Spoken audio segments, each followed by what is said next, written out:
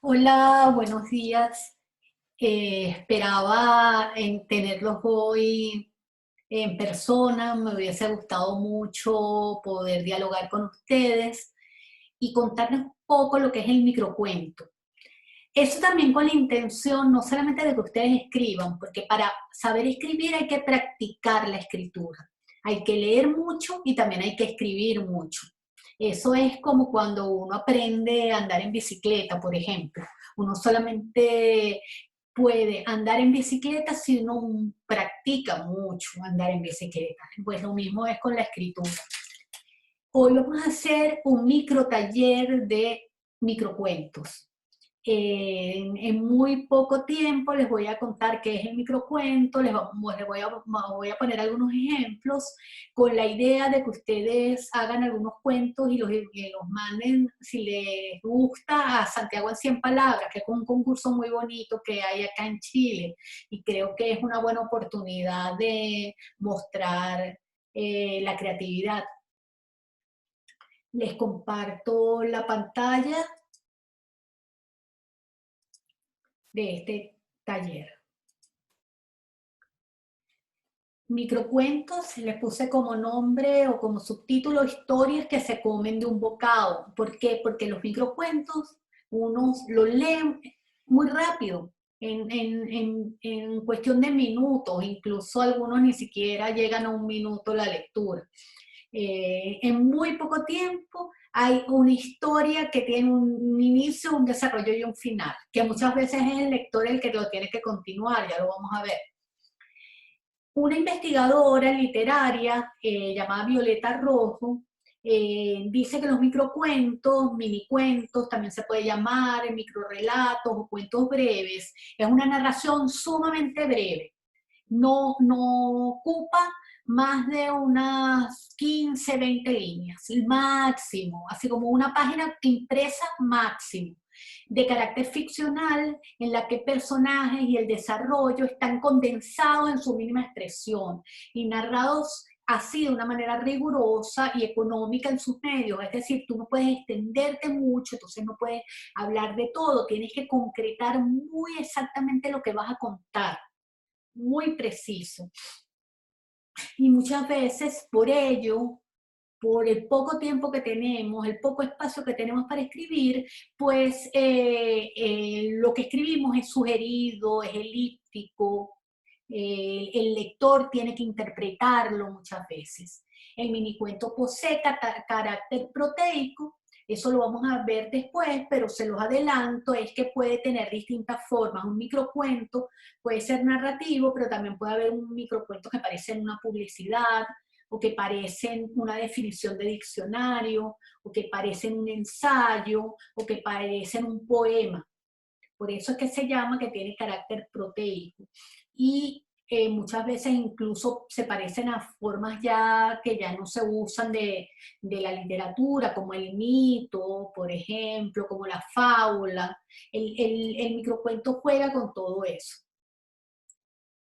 Según otro investigador llamado Enrique Yepes, es un discurso híbrido, porque es un cuento, pero a la vez parece también otras cosas. Se puede parecer un poema, es transgenérico también, es proteico, es lo mismo que acabamos de decir.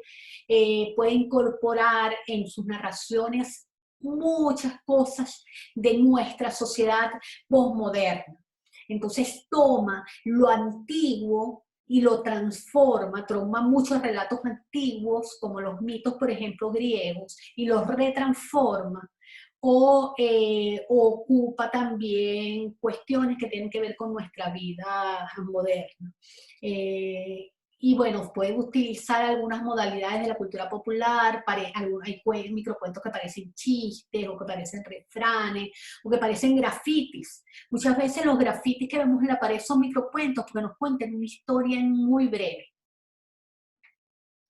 En América Latina empezaron hace más o menos 100 años con Rubén Darío, Amado Nervo, Leopoldo Lugones, el mexicano Julio Torri. Y también en el siglo, ya más adentrado el siglo XX, vemos a Vicente Huidobro, nuestro chileno, poeta chileno, al argentino Jorge Luis Borges, otro argentino Julio Cortázar, entre algunos de los exponentes más conocidos.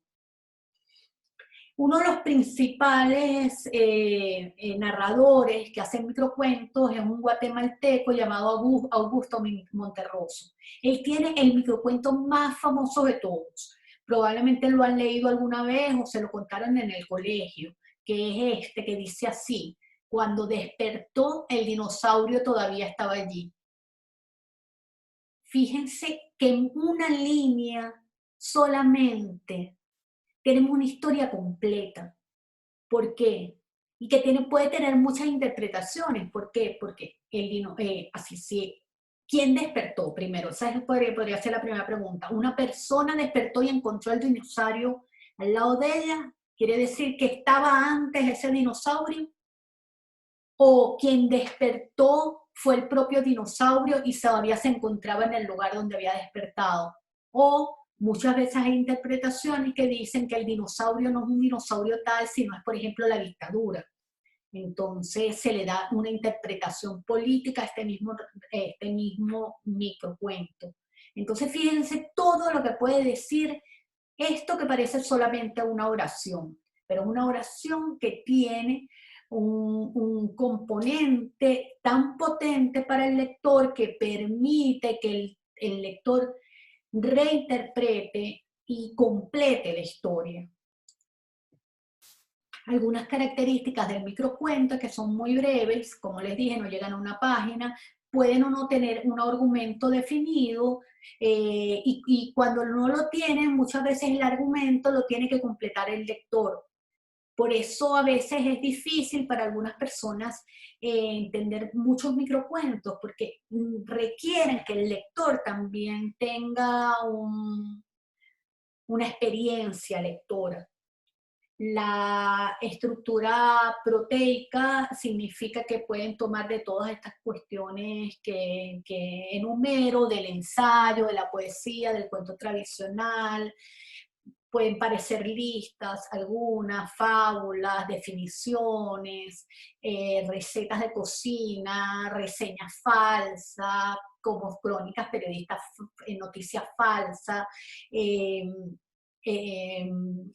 publicidad, avisos publicitarios. Entonces puede tomar muchas formas para ser contada.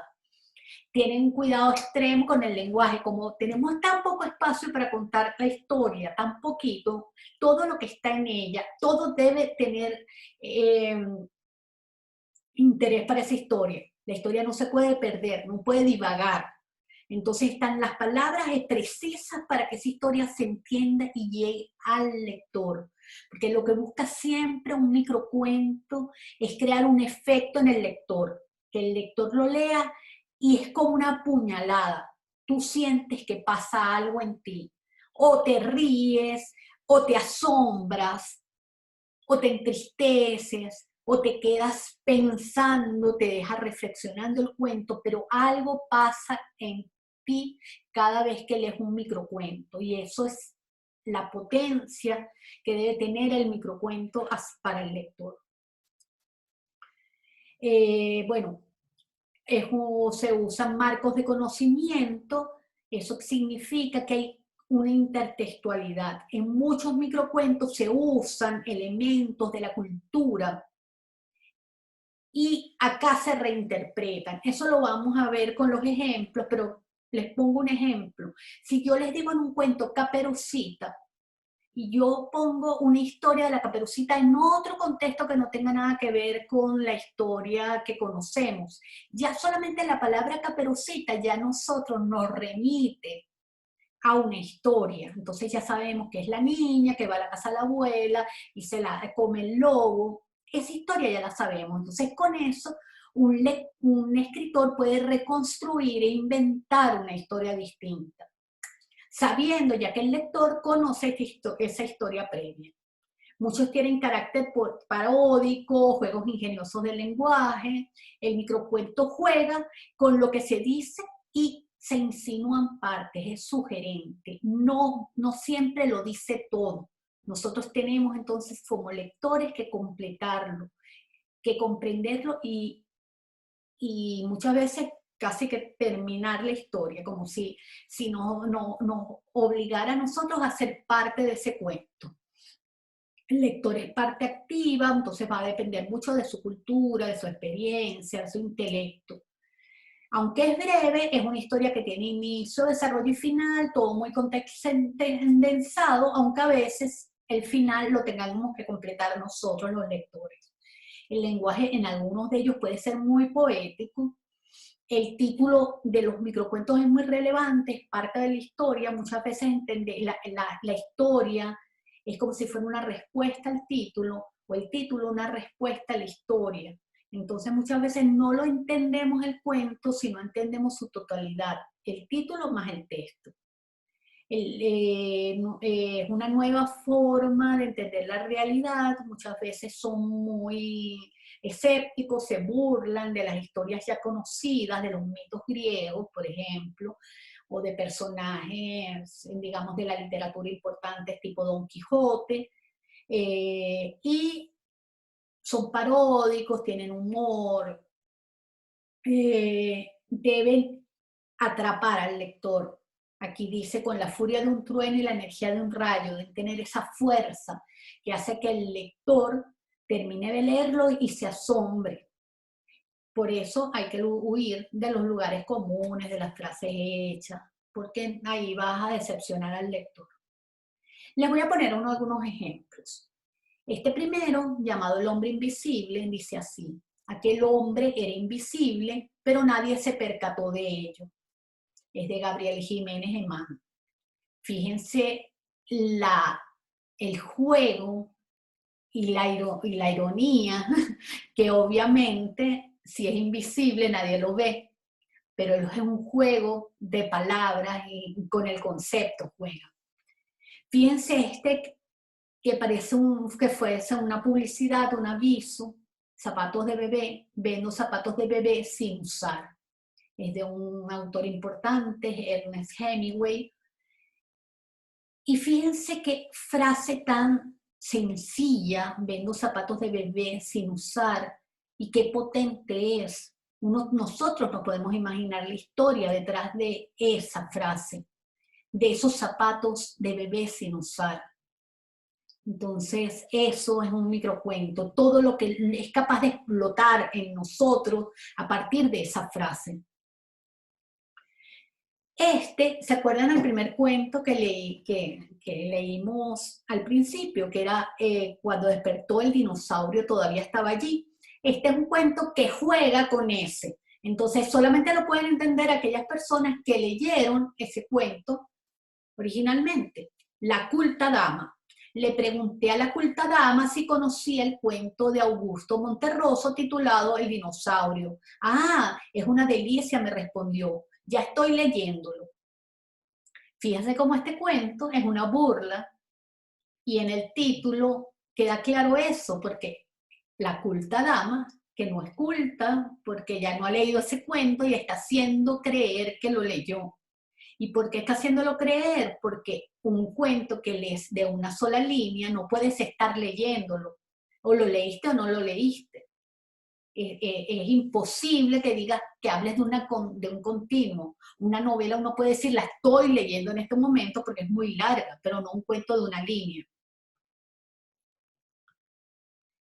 Estos son dos textos políticos y con juegos de lenguaje. El primero es golpe. Mamá, dijo el niño, ¿qué es un golpe? Algo que duele muchísimo y deja amoratado el lugar donde te dio. El niño fue hasta la puerta de la casa. Todo el país que le cupo en la mirada tenía un tinte violáceo. Fíjense acá cómo la palabra golpe, del golpe físico, y la palabra golpe, del golpe de Estado, del golpe político, cobran, se entrecruzan en la mirada de este niño que le pregunta a la madre por una cosa y ella le responde por otra. Toque de queda, también político, pero muy amoroso, en este caso, El título es Toque de queda y empieza, quédate, le dije y la toqué. El toque de queda, que tiene todo ese significado político tan duro, de, bueno, tener que quedarnos en las noches, no poder salir por cuestiones políticas, se convierte aquí en una historia de amor. Entonces hay una retransformación, una transformación. Acá tenemos un cuento llamado Había una vez. Un apuesto joven llama a la puerta y le pide que se calce la más hermosa de las zapatillas. En cuanto observa que ésta se ajusta al pie perfectamente, la toma del brazo, al mismo tiempo que le dice: queda usted arrestada, esta zapatilla fue hallada en la escena del crimen. Fíjense cómo en esta historia uno le remite, cuando uno comienza a leerla, a pues la Cenicienta, pero resulta que es otra cosa. Y esa es la sorpresa que da este cuento. Acá hay otro cuento que tiene que ver con un cuento de hadas, se llama Opus 8, júrenos que si despierta no se la va a llevar, pedía de rodillas uno de los enanitos al príncipe, mientras éste contemplaba el hermoso cuerpo en el sarcófago de cristal. Mire que desde que se durmió no tenemos quien nos lave la ropa, nos la planche, nos limpie la casa y nos cocine. Fíjense como aquí es un diálogo de los enanitos que utilizan a Blancanieves como casi como una sirvienta de ellos, una nana de ellos. Este es un cuento muy poético, un microcuento que asocia el mito griego de Ulises y las sirenas y la actualidad de las ciudades. Se llama La búsqueda. Esas sirenas enloquecidas que aúllan recorriendo la ciudad en busca de Ulises. La palabra sirenas acá es la sirena de las ambulancias. Las sirenas originales son las mujeres de cola de pez, con las que Ulises escucha y engaña, logra pasar por el mar oyéndolas, pero ya no logran llevárselo. Entonces une el mito con una realidad actual, usando una palabra en común que es la palabra sirenas. La memoria de Juan Charrasqueado es otro juego de palabras. Yo no lo maté, él solito se la atravesó a la bala. Imagínense la versión que puede tener alguien que quiere defenderse de haber matado a alguien. Esta es una versión nueva de Superman, se llama Fundición y Forja. Todo se imaginó Superman, menos que caería derrotado en aquella playa caliente y que su cuerpo fundido serviría después para hacer 3 docenas de tornillos de acero de regular calidad. Acá hay una historia corta de Julio Cortázar, se llama Amor 77, y después de hacer todo lo que hacen, se levantan, se bañan, se entalcan, se perfuman, se visten, y así progresivamente van volviendo a ser lo que no son. Fíjense cómo este ya es un texto más profundo, porque nos habla como de la identidad y del amar. El siguiente también es un cuento muy profundo porque habla de la muerte, sorpresa, la primera mañana después de mi muerte.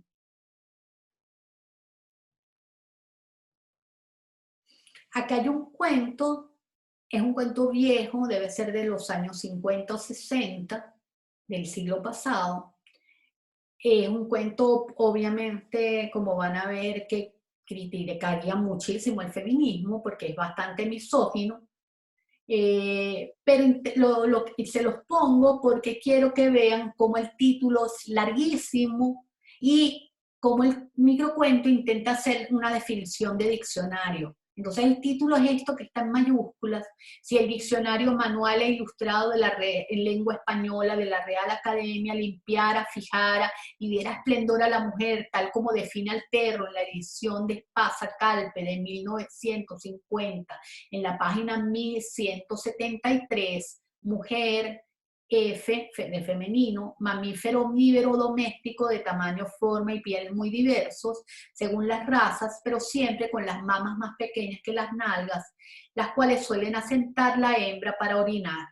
Tiene oído muy fino y es inteligente y muy leal al hombre. Este de Cortázar se los voy a dejar para que lo lean. Yo les voy a enviar al aula virtual y a su Gmail este PPT. Y pueden ver cómo a través de esta poética y de su lenguaje y de darnos una suerte de instrucciones de llanto, hace que uno pueda mirar el llanto de una manera tan distinta. El llanto que es como una acción como tan cotidiana del ser humano. Él lo muestra como si estuviera dándole a alguien un manual de cómo hacerlo. A uno nunca le hacen, te dan un manual para llorar, no te dan un manual para caminar. Él hace así, en estos, tiene varios microcuentos así, tiene otro también que es instrucciones para subir una escalera. Y tú dices, eso es un acto cotidiano, pero él lo hace mágico al hacer literatura a partir de esa cotidianidad. Les leo este que es precioso, se llama Alas. Yo ejercía entonces la medicina en Huamaca, Huaca. Una tarde me trajeron un niño descalabrado, se había caído por el precipicio de un cerro. Cuando para revisarlo le quité el poncho, vi 2 alas. Las examiné, estaban sanas. Apenas el niño pudo hablar, le pregunté, ¿por qué no volaste, mi hijo, al sentirte caer? Volar, me dijo, volar para que la gente se ría de mí. Fíjense que es como muy triste eso, el bullying. Estas, también unos pillos muy divertidos, además muy gramaticales. Redacción rápida. Jorge le pide una pausa, un tiempo, como una coma, pregunta Elba. El rostro de él se ilumina. Sí, eso, un tiempo para respirar. Mejor pongo punto final, decide ella. Y esta también de la misma autora mexicana, cansada de las citas textuales, abandonó su carrera de investigadora, prefiere las citas sexuales. Y este es el último que les voy a dar, se llama De Hadas. El príncipe, fíjense cómo se escribe De Hadas con Z. El príncipe irrumpió en el salón real, arrastrando de los cabellos rubios el frágil cuerpo sembrado de flechas. Ya de rodillas, frente al desencajado rey, ofreció aquel cartel con error de imprenta, el único que los emisarios no alcanzaron a sacar de circulación y en el que se podía leer: Rey busca príncipe para casar a su hija. Fíjense qué error el de ese rey, en vez de poner casar con S, poner casar con Z. Bueno, esta es la web de Santiago en Palabras, ahí pueden enviar los cuentos de ustedes que hagan o leer microcuentos ganadores de ediciones anteriores. Les voy a leer un par de cuentos que han ganado el Santiago a 100. Este se llama Lluvias Calientes. Comprábamos pan en la panadería de Marín, esa que quedaba a 2 cuadras y estaba cerca de los moteles.